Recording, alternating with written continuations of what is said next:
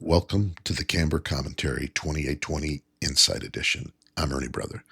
Let's spend the next few minutes looking at one biblical truth that can help us think biblically, live faithfully, and follow Christ more closely.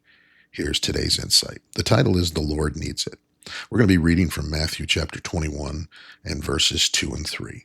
Saying to them, and now Jesus is speaking here, go into the village in front of you, and immediately you will find a donkey tied and a colt with her.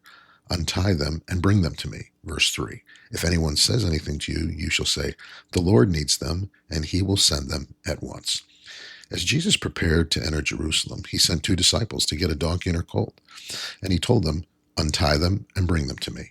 If anyone questions them, they were to simply say, quote, the Lord needs them. That's an interesting statement. Does the Lord really need anything? Well, no, God lacks nothing, but Jesus has chosen those ordinary animals for a specific purpose. They were about to carry the king into Jerusalem. Think about that. A donkey that had probably spent its life doing ordinary things was suddenly needed for the purposes of God. And that gives us something worth considering. What does the Lord want to use that is currently tied up in my life? Maybe it's my time, my ability. Maybe it's my resources or my testimony. Maybe it's an experience from your past that God could use to help somebody. Maybe it's something you consider too ordinary to even matter. Don't underestimate ordinary things surrendered to an extraordinary God.